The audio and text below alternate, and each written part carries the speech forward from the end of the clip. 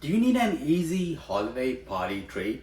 Well, then these Crescent roll cinnamon buns are sure to be a hit. They save all the time you need to make cinnamon buns from scratch, and these babies air fry in a flash.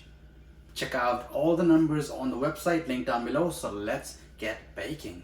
Well, we need to first make our cinnamon sugar, so let's hold the baking for a second while we combine 1 part of brown sugar, 1 part of cinnamon, and before adding the granulated sugar, let me just break up those big chunks of brown sugar. There's always seems to be some of those in there. Then finally add 2 parts of granulated white sugar. Mix all this up and your cinnamon sugar is ready.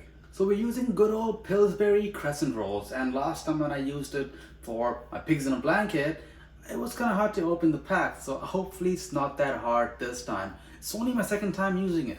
So since the cinnamon sugar is ready, let's go ahead and melt some butter in the microwave, and now we'll try to open the box of Crescent rolls. I'm gonna try to peel here and there, and eventually, off camera, I was finally able to twist and pierce that packaging. So now that we have it, let's spread it all over a piece of parchment paper. You can put that over your countertop or your cutting board, whatever you want. Don't worry about the perforations on the pastry. In this pack, we can just pinch it and it's all gonna get baked in, so just don't worry about it. Now you can start applying butter everywhere on the surface with a pastry brush and then start spreading that cinnamon sugar mixture.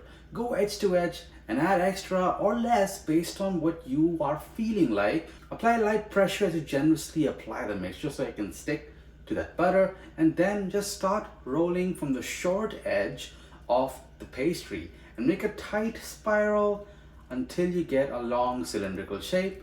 The sugar might spill a bit if you're not careful, but don't worry about that at all.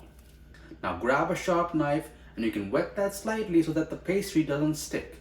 But the key to make sure the seal, the end of that dough doesn't come undone, is that you have it kind of above the surface that it's resting on so that it doesn't get stuck on the knife as you pull it away. Now to cook this, I'm going to show you 2 ways, one in the air fryer and one in the oven, and one of them is a better approach. We'll start with the oven, so preheat it to 375 Fahrenheit and then bake on the middle rack until golden brown. As you can see here, I've just separated them very slightly and this should puff up really well. For the oven, it took me roughly 18 minutes for the cinnamon buns to be perfectly brown and fluffy just like this. And I want you to take a close look at how nice and fluffy these actually look with that color.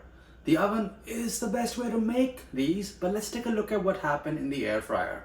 What's so special about these cinnamon buns and why I'm making it now is my partner, she would always have cinnamon buns for New Year's, and it's just this special thing, and let's just keep that going. And this time we'll be giving it to her grandparents because usually it was given to her. For the air fryer, I heated it to 360 Fahrenheit and I cooked the cinnamon buns in the basket for just around 7 minutes. Because at 7 minutes the color was there, but you can see the pastry has hardly puffed up the way that the oven one has, but I'm telling you, the flavor is there. It's just not as soft and fluffy like the oven version.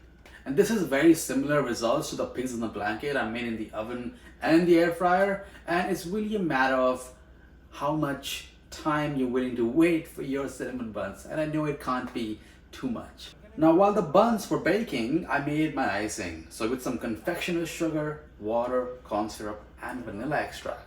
Adding the vanilla and even the corn syrup will make the icing a bit beigeish color, not exactly white. And the corn syrup is great to add a beautiful gloss, a shiny finish to your frosting. And you really want to make it as thick or thin as you want it to. I personally like it a bit on the thinner side because I know it's all about the stickiness of cinnamon buns, but I don't like it to be as sticky. But it's all under your control, right? And once you're happy with the texture and the consistency of your icing, then drizzle it on your cinnamon buns. So tell me, which method are you most excited to try? Air fryer or oven bake? And do you want me to make cinnamon buns from scratch with the dough and everything? Let me know down below. And subscribe here if you want to see more holiday inspired recipes to make your experience in the kitchen more stress-free. And make sure to try out those pigs in the blanket I keep talking about in the next video.